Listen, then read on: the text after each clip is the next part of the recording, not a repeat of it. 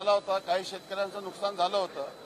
परंतु कालच्या पावसामुळे, काल जो दिवसभर पाऊस आला, कालच्या पावसामुळे संपूर्णपणे धान पीक हे उद्ध्वस्त झालेलं आहे. कापूस आणि इतर पिकाला देखील मोठ्या प्रमाणामध्ये नुकसान झालेलं आहे. आम्ही सर्व सत्ताधारी पक्षाचे आमदार, अपक्ष आमदार, माननीय मुख्यमंत्री, दोन्ही उपमुख्यमंत्री यांना भेटलेलो आहोत. सभागृहामध्ये आम्ही मुद्दा उपस्थित करणार आहोत आणि नागपूरमध्ये अधिवेशन होत असताना नेहमी सरकारने धानाच्या प्रश्नाकडे लक्ष देणं गरजेचं असते आणि धान उत्पादक शेतकऱ्यांचं जे नुकसान झालेलं आहे त्यासोबत इतर पिकांचं जे नुकसान झालेलं आहे, आम्ही माननीय मुख्यमंत्र्यांची भेट घेतलेली आहे आणि विधानसभेमध्ये हा मुद्दा आम्ही उपस्थित करणार आहोत. आणि धान उत्पादक शेतकऱ्यांना आणि इतर शेतकऱ्यांना आता नुकसानची जी मदत करायची आहे ती सरसकट करावी. पंचनामा हा विषय आता राहिलेला नाही आहे. थोड्याफार प्रमाणात नुकसान झालं असतं तेव्हा पंचनामा करणं आपण समजू शकतो, परंतु आता सरसकट नुकसान भरपाई देण्याची गरज आहे.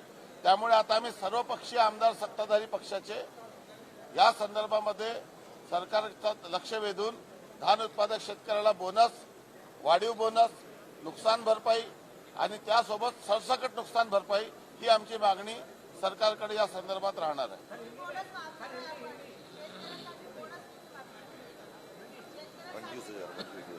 मागच्या वर्षी 2 हेक्टर मर्यादेपर्यंत 15,000 रुपये हेक्टर प्रमाणे 30,000चा बोनस जाहीर झाला होता. आपल्याला माहित आहे की दरवर्षी त्यात वाढ होणं अपेक्षित आहे. यावर्षी आम्ही मागणी 20 ते 25,000 रुपये हेक्टरची करणार आहोत. 2 हेक्टरची मर्यादा ही 3 ते 5 हेक्टरपर्यंत वाढवावी अशी मागणी करणार आहोत. परंतु सरकारला या संदर्भामध्ये काही ना काही वाढ या ठिकाणी करण्यासाठी आम्ही निश्चितच विनंती करू आणि सरकार ती मदत निश्चितपणे वाढवेल अशी आम्हाला अपेक्षा आहे. हम सब, मैं विधायक टेकचंद सावरकर, विधायक नरेंद्र भोंडेकर, विधायक चंद्रिकापुरी जी और विधायक राजू कारामोरी जी, हम सब लोगों ने विशेष रूप से हम लोग जो भंडारा, गोंदिया और नागपुर जिले का कुछ भाग है वो धान का है, पैडी बेल्ट है. उस पैडी बेल्ट में 3-4 दिन पूर्व हुए बरसात में कुछ नुकसान हुआ था, लेकिन कल के बारिश से पूरी तरह से फसल चौपट हो चुकी है.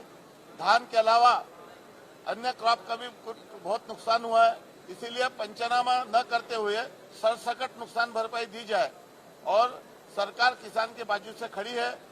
सरकार ने पिछले साल 15,000 रुपये हेक्टर, 2 हेक्टर तक का बोनस दिया था. उस हेक्टर के मर्यादा में बढ़ो और जो 15,000 रुपये का जो बोनस की जो लिमिट थी उसमें भी कुछ प्रमाण में बढ़ोतरी हो, ऐसे हम सरकार से विनंती कर रहे हैं. और हमें पूर्ण विश्वास है कि हम सब विधायकों के प्रयास से सरकार संवेदनशील है. किसान के प्रति सरकार का रवैया बहुत सकारात्मक है और धान उत्पादक किसान को न्याय देने वाली सरकार है. इसलिए हम तीनों पार्टी के लोग सरकार से विनंती कर रहे हैं कि किसी भी तरह से इस अधिवेशन में ज्यादा से ज्यादा मदद धान उत्पादक किसान और विदर्भ के जिन किसानों का नुकसान हुआ है, अन्य क्रॉप का भी जो नुकसान हुआ है उसकी नुकसान भरपाई सरकार जल्द से जल्द सरसकट जाहिर करे, पंचनामा की रास्ता न देखे, ऐसी विनंती हम सरकार से कर रहे हैं.